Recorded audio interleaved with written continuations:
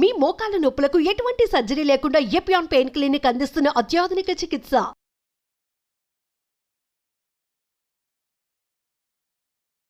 మనం తినే పదార్థాలకు ఆరోగ్యానికి సంబంధం ఉందని చెప్పే నాథుడు ఒక్కడు లేకుండా పోయాడు. ఏ విజ్ఞాని గురించి మాట్లాడటం లేదు. పాలల్లో హార్మోన్ ఇంబ్యాలెన్స్ అవుతుందని ఏ డాక్టరు చెప్పట్లేదు. దానికి తద్విరుద్ధంగా పాలు పరిపూర్ణ ఆహారం అని పాఠ్యపుస్తకాలలో విజ్ఞానపు టీచర్లు బోధించడం మొదలుపెట్టారు.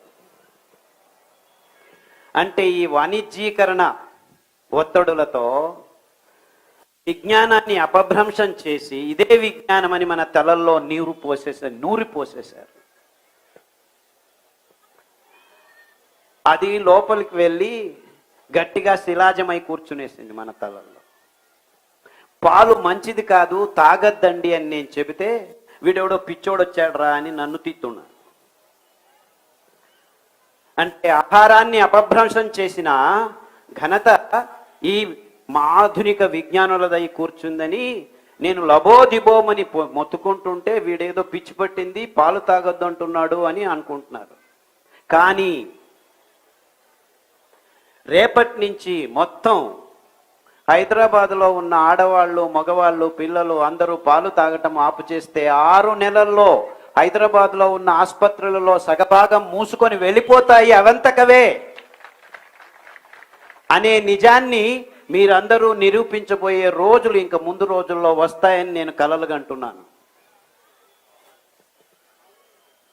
అంటే మనం పాలు తాగకుండా ఉంటే చాలు మన ఆరోగ్యాలు సుధారించుకుంటాయని చెప్పే నాథుడు లేడు.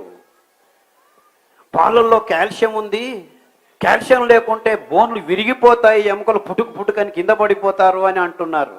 కానీ పాలు లీటర్లు తాగాము ఈ 20 సంవత్సరాలు, అయినా బోన్ క్యాన్సర్ వస్తుంది, ఆర్థో ప్రాబ్లమ్స్ ఉన్నాయి. ఎంతవరకు అంటే 38-40 ఏళ్లకే మీ మోకాలు సమసిపోయాయి, దానిని తీసేస్తాము. మిడిల్, లార్జ్, స్మాలు అమెరికా నుంచి, జర్మనీ నుంచి, ఫ్రాన్స్ నుంచి వస్తున్నాయి, బై 1 get 1 ఫ్రీ ఇలా ప్రకటనలు చేసి మీ మోకాళ్ళని తీసేస్తాము, కొత్తవి అమర్చుతాము అని పెద్ద పెద్ద ఫ్లెక్సుల్లో ప్రకటనలు చూస్తున్నాం. ఇంతకంటే విపర్యాసం కావాలా మనకి? అంటే ఆ పాలు తాగాము, వాళ్ళే చెప్పారు మాంసం తినండి, మాంసంలో విటమిన్ B12 ఉంది, దానిలో తప్ప ఇంకెక్కడా లేదు అని చెప్తున్నారు. కానీ విటమిన్ B12 ఎంతమందికి తప్పిపోయింది అని ఇప్పుడు విటమిన్ B12 టాబ్లెట్లు అమ్మటం మొదలుపెట్టారు. అంటే వీళ్ళు చెప్పింది పచ్చి అబద్ధం, లేకపోతే ఇంకొకటి మాంసం తింటున్నా కానీ విటమిన్ B12 మీ దేహంలోకి రావట్లేదని. ఏ రెండిట్లో ఏదో ఒకటి నిజం, అంతేనా? ఇదైనా నిజం, ఇదైనా నిజం.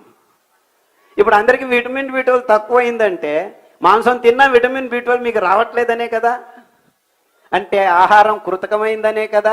నిజమైన ఆహారం అయితే విటమిన్ B12ని హ్యాపీగా సంపాదించుకోవాలి కదా. మనం మాంసం తింటున్నారు అందరూ, మొత్తం 95% of the people in the world are eating meat, but then why B12 is less?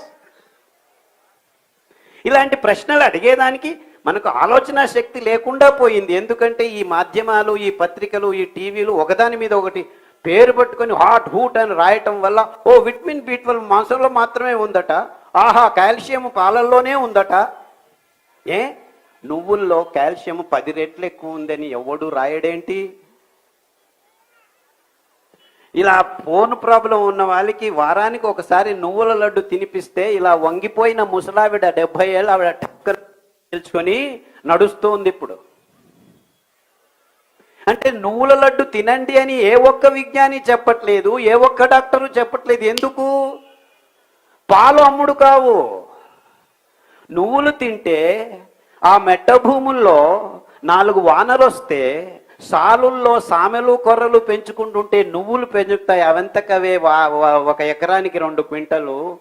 ఆ క్వింటలు నువ్వులకి కేజీ 300 రూపాయలు, 400 రూపాయలు ఇస్తే ఆ రైతన్న బాగుపడతాడు అని ఏ ఒక్క విజ్ఞాని ఇంతవరకు ఆలోచించలేదే. ఎందుకంటే ఈ విజ్ఞానులందరూ ఈ బాక్స్లో కట్టివేయబడ్డారు. పాలు మంచిది, ఇది మంచిది, అది మంచిది, ఇది తినండి, అది తినండి అని చెప్తున్నారు. చివరికి పీచు పదార్థం లేకుండా ఆహారం తింటున్నావయ్యా అని మాలాంటి వాళ్ళు చెప్పడం మొదలు పెడితే అవునవునవును కినోవా ఉంది, టెఫ్ ఉంది, చెఫ్ ఉంది అని అదేదో ఎక్కడో పెంచిన పదార్థాలను తీసుకొచ్చి మళ్ళా మన తలల మీద రుద్దేదానికి న్యూట్రిషనిస్టులు అందరూ కట్టకట్టుకొని పేపర్ల మీద ఆదివారం ఆరోగ్యం అని చెప్పి రాయడం మొదలుపెట్టారు. అర్థమవుతుందా నేను చెప్పే విషయాలు? అంటే ఇవంతా వ్యవస్థితంగా ఈ బహురాష్ట్రీయ కంపెనీలు మన ఆరోగ్యాన్ని, ఆహారాన్ని, పదార్థాలని అన్నిటినీ కబలించేసి మేము చెప్పిందే ఇదే ఆహారం, ఇలాగే తినండి, ఇలాగే ఉండండి, మీకు రోగాలు వస్తుంటే నో ప్రాబ్లం, ఇక్కడ ఇంకొక వ్యవస్థను తయారు చేస్తాము, టాబ్లెట్లు తీసుకుంటూ ఉండండి. ఇది నిజమైన చిత్రణ, కటు సత్యము. అంటే ఇంత భయంకరమైన క్లిష్టమైన పరిస్థితుల్లో ఈ అంశాలన్నీ ఒకదానికొకటి అంటుకొని ఉన్నాయి. ఆహారం సపరేట్ కాదు, ఆరోగ్యం సపరేట్ కాదు, వ్యవసాయం సపరేట్ కాదు, రైతన్న సపరేట్ కాదు. 4 వానలు వస్తే నీళ్లను లేకుండానే కొర్రలు, అండుకొర్రలు, అరికలు, సామెలు, నువ్వులు, ఉలవలు ఇలాంటి అద్భుతమైన పదార్థాలని పెంచుకొని తింటూ ఉన్న రైతన్నలు కాదు కదా, కొండ చర్యల్లో పెరుగుతున్న ఆ ట్రైబల్స్ జనాంగాల ఆరోగ్యాన్ని కూడాను గబ్బులేపి ఈ 2 రూపాయలకు బియ్యం ఇస్తామని చెప్పి ఆ బియ్యాన్ని వాళ్లకు తినిపించి 130 మంది ట్రైబల్స్లోనూ డయాబెటీస్ రోగం తెచ్చిన ఘనత ఈ ఆధునిక విజ్ఞాన కృషి యుగానికి సంబంధించింది అని గట్టిగా పెద్ద పెద్ద గొంతుతో చెబుతూ ఉంటే అవునా అవునా అంటే మాకేదో రోగం వచ్చింది, పర్వాలేదు, మల్టీ స్పెషాలిటీ హాస్పిటల్స్ వీధికి ఒకటి పుట్టుకొని పుట్టగొడుగుల్లాగా లేచొస్తున్నాయి. దాన్ని అలా జరుగుతున్న భయంకరమైన సత్యాన్ని డెసిఫర్ చేసుకోలేక మనమంతా రోగులమవుతున్నాము.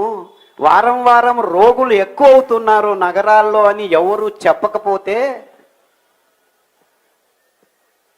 ఏమి చేయాలో దిక్కుంటే అక్కడ ట్రైబల్స్ కూడా ఈ రోగం వస్తుందంటే ఇంకా మనం తింటున్న ఆహార పదార్థాలే దీనికి కారణమని ఎవరు చెప్పకుండా ఉంటే ఏమీ తెలియనట్టు మనమందరం ముక్కు మీద వేలేసుకొని ఈ డాక్టర్లు చెప్పేది, ఈ విజ్ఞానులు చెప్పేది వినుకుంటూ ఇంకా కోడిగుడ్లు తినండి, 2 నిమిషాల్లో నూడిల్స్ రెడీ చేసుకొని మీరంతా వంటగదుల్లో ఎందుకు కష్టపడుతున్నారు?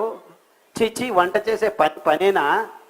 ఆడవాళ్ళు హౌస్ వైఫా ఆహా అని నీచంగా చూడటం మొదలుపెట్టిన ఈ కార్పొరేట్ వ్యవస్థ కల్చర్ని ఇంకా పైకి తీసుకెళ్ళి ఆడవాళ్ళని కించపరుచుకుంటూ ఈ అద్భుతమైన సిరిధాన్యాల్ని, అద్భుతమైన వైవిధ్యమైన పదార్థాలని ఎందుకో మా తాత ముత్తాతలు పెంచుతున్నారని ఆ మెట్టభూమి రైతులు 4 వానలు వస్తే ఇప్పటికీ అమాయకంగా పెంచుతూ ఉంటే దానిలను చూసి క్యారే అనే నాథుడు లేకుండా తయారవుతూ ఉంటే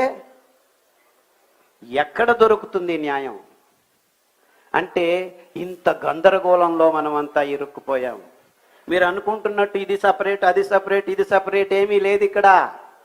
మీ ఆరోగ్యాలు చెడిపోయింది, ఈ ఔషధి కంపెనీలు బాగు ఉద్ధారం అవుతున్నది, మల్టీ స్పెషాలిటీ హాస్పిటల్స్ పుట్టగొడుగుల్లాగా పెరుక్కు వస్తున్నది. ఇవంతా ఒకటే, వేరు కాదు.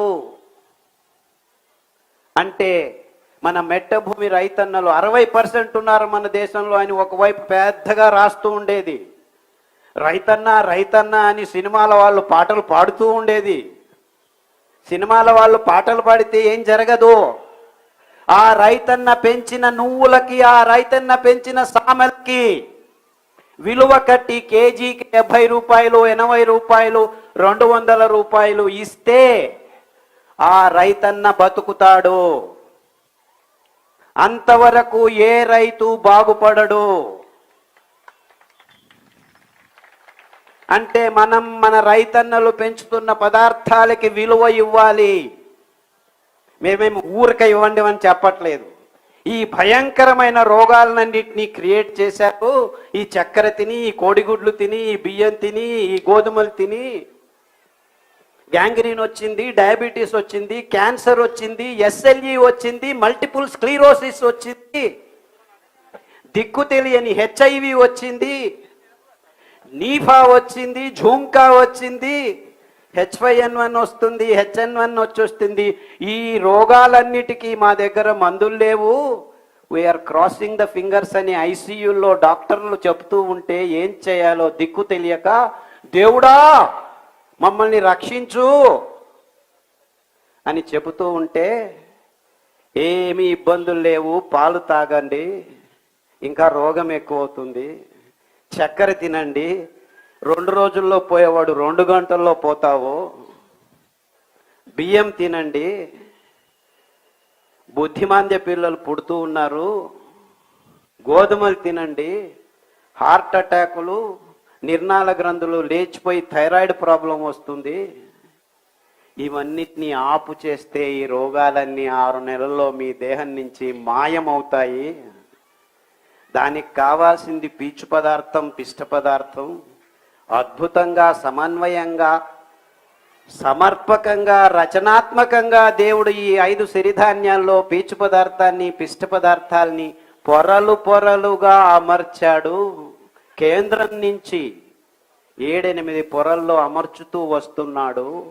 పై పొరలలోకి వచ్చే వాళ్ళకి అద్భుతమైన యాంటీ ఆక్సిడెంట్ కారకాలు, రోగ కారకాల్ని తీసేసే ఈ పీచు పదార్థాన్ని దేవుడు అద్భుతంగా సమర్పించాడు మనకి ఈ 5 సిరిధాన్యాల్లో. ఈ 5 సిరిధాన్యాల్ని మీరు మార్చి 2 రోజులు ఒకసారి తింటూ వస్తే ఈ క్యాన్సరు, ఈ ఎస్ఎల్ఈ, ఈ రుమటికారిజము, మీ మోకాళ్ళ సందులు, వాతాలు, ఇది అది, మైగ్రేన్లు, గ్యాంగ్రీన్లు, హెచ్ఐవిలు, ఐబిఎస్లు, ఎస్ఎల్ఈలు, కొల్లైటిస్, క్రాన్స్ డిసీజు, ఏమేమో పేర్లు, దిక్కు దేశాలేని పేర్లు పెట్టుకొని ఆధునిక మానవుడు సతమతం ఉంటే,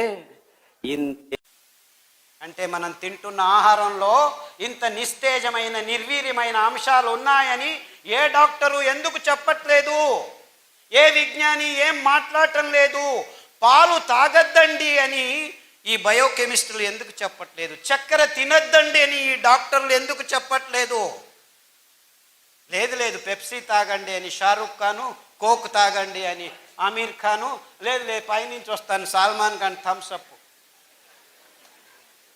అందరూ అమ్ముతుండేది 100 mlలో 45 గ్రాములు చక్కెర. అంటే మీరు ఒక పెప్సీ తాగితే మీ దేహంలోకి 45 గ్రాముల చక్కెరని తోస్తున్నారనమాట 2 నిమిషాల్లో. మీకు కావాల్సింది రక్తంలో 5 గ్రాములు చక్కెర సరిగ్గా ఉంటే. 5 గ్రాముల చక్కెరని మీరు ఖర్చు చేయాలంటే 1 గంట నడవాలి. అంటే మీరు ఒక పెప్సీ తాగితే ఎన్ని గంటలు నడవాలి? 9 గంటలు నడవాలి. బియ్యం 100 గ్రాములు తింటే మీకు 35 గ్రాములు చక్కెర వచ్చేస్తుంది హాఫ్ అన్ అవర్లో. గోధుమలు తింటే 15 మినిట్స్లో వచ్చేస్తుంది. 2 పుల్కాలు తింటే చాలు. ఓహో, డాక్టర్ చెప్పాడు నూనె వద్దంట, వేడి పుల్కాలు తిన్నాం, డ్రై పుల్కాస్. మీరు డ్రై తిన్నా, వెట్ తిన్నా పుల్కానే, చక్కెరేనే. డ్రై పుల్కాలు తిని ఎంతమంది ఆరోగ్యంగా ఉన్నారు? I want to see. ఎంతమందికి డయాబెటీస్ బాగైంది? I want to see. Diabetes వచ్చిన వెంటనే చపాతీ తిను. ఉత్తర భారతదేశంలో అందరూ చపాతీలే తింటున్నారు, మనకంటే ఎక్కువ రోగం ఉంది అని ఎవరు అడగట్లేదు. అంటే ఈ గోధుమలు, ఈ బియ్యము, ఈ పాలు, ఈ చక్కెర మనకు అసమతులనాన్ని కనిచేస్తున్నాయి. గ్లూకోజ్ ఎక్కువ రక్తంలోకి పంపు చేస్తున్నాయి. 15-20 నిమిషాల్లోనే ఇంతింత గ్లూకోజ్ పోతుంది. మన దేహంలో రక్తంలో ఉండాల్సింది 5 గ్రాముల కంటే ఎక్కువ ఉంటే అసమతులనం. ఎక్కువైతే విషం కూడా, అమృతం కూడా విషం. నాకు దిక్కు తెలుగుతుంది. ఎక్కువైతే అమృతం, గ్లూకోజ్ కావాలి. 5 గ్రాముల కంటే తక్కువైతే ప్రజ్ఞ తప్పి పడిపోతాము. అదే జరుగుతుంది చిన్న పిల్లల్లో. ఇప్పుడు ఇన్సులిన్ 10 యూనిట్లు పొద్దున, 10 యూనిట్లు సాయంకాలం చేస్తున్నారు. రక్తంలో గ్లూకోజ్ లేకుండా ప్రజ్ఞ తప్పి కోమాకు వెళ్ళిపోతున్నారు. ఓ ఇదంతా ఏం పారగలేదు, బాగలేదు, మేము హైటెక్ చిప్పు రెడీ చేశాము, ఎంత గ్లూకోజ్ కావాలో అంత గ్లూకోజ్ను లోపలికి తీసుకెళ్లే ఇన్సులిన్ను మాత్రమే రిలీజ్ చేస్తుంది, తొడలో పెడతాము, వారం వారం వచ్చి కియోస్క్లో కూర్చొని మొబైల్ లాగా ఛార్జ్ చేసుకుని పో, ఇన్సులిన్ మొబైల్ లాగా ఛార్జ్ కూర్చోవాలి, 3 గంటలు కూర్చుంటే ఇన్సులిన్ లోపల పోతుంది, తర్వాత ఒక వారం తిరగచ్చు, మళ్ళా పోయి మళ్ళా కూర్చోవాలి, మొబైల్ లాగా ఛార్జ్ చేసుకుంటాం. ఆ చిప్పు పెట్టేదానికి 3 లక్షలు, ప్రతిసారి ఛార్జ్ చేసేదానికి 3,000. ఇది అరే ఎందుకు ఆ చిన్న పిల్లవాడికి గ్లూకోజ్ ఎక్కువ అవుతుంది రక్తంలో? ఈ బిస్కెట్లు, ఈ చాక్లెట్లు, ఈ కేకులు, ఈ కొవ్వు పదార్థాలు, ఆ డాల్డా, ఈ మాంసము తయారైన తర్వాత తిన్న తర్వాత మిగిలిన మాంసాన్ని పారేస్తే డబ్బులు ఖర్చు అవుతాయని దాన్ని బాగా పెద్ద ఇలాంటి పెద్ద హాల్ అంతా వ్యాట్స్లో స్టీల్ పాత్రలో వేసి కుదిస్తే పైకి తేలుతుంది కొవ్వు. ఆ కొవ్వే డాల్డా. తెచ్చి ప్రతి ఒక్క చిన్న ఊర్లలో బేకరీలకు ఇస్తున్నారు బిస్కెట్లు, కేకులు. సార్ మేము బ్రాహ్మణులము, మాంసం తినము, అయినా క్యాన్సర్ వచ్చింది. ఎందుకు వచ్చింది? పొద్దున్న లేస్తే కాఫీలో బిస్కెట్ అద్దుకొని తింటున్నావు, రస్క్ అద్దుకొని తింటున్నావు, ఆ రస్క్లో 140 గ్రాములు ఈ డాల్డా ఉంది. ఆ డాల్డా ఎక్కడి నుంచి వచ్చింది? ఈ రీతి తయారు చేసిన కోళ్ళ మాంసం నుంచి, పందుల మాంసం నుంచి, ఆవుల మాంసం నుంచి, రోగ నిరోధక శక్తి లేని ఆ పందుల నుంచి, ఆవుల నుంచి, కోళ్ళ నుంచి వచ్చిన ఆ కొవ్వులో వైరస్లు ఉన్నాయి, కెమికల్స్ ఉన్నాయి. అవి తినటం వల్ల నీ దేహంలో క్యాన్సర్ చోటు చేసుకుంటుంది. ఈ సోయాబీను, ఈ మొక్కజొన్నలను కలిపి తయారు చేసిన పశుగ్రాసాన్ని తినటం వల్ల దానిలకు రోగం వచ్చింది, దానిలను తిని నీకు రోగం వస్తుందని ఎవ్వరూ చెప్పట్లేదు. అందుకే క్యాన్సర్ గడ్డలు చిన్న పిల్లల్లో ఎముకల మీద, రక్తంలో, గర్భకోశంలో, మెదుళ్లలో ఇలా 15 రకాల క్యాన్సర్లకి మేము ఆహారము, కషాయాలను తయారు చేసి లిస్ట్ రెడీ చేశాము. చాలామందికి బాగా అయిన తర్వాత 14 ఆ పుస్తకంలో అన్ని లిస్టు చేసి ఏ క్యాన్సర్కి ఏ ఆహారం, ఏ కషాయం ఉదయం, ఏ కషాయం మధ్యాహ్నం తాగాలి అని వివరంగా రాసి పెట్టాము. ఆ పుస్తకాన్ని చూసుకొని బాగు చేసుకున్నామని ఫోన్ చేసేవాళ్ళు ఇప్పుడు దుబాయ్, కువైట్, అమెరికా, న్యూజిలాండ్ నుంచి నాకు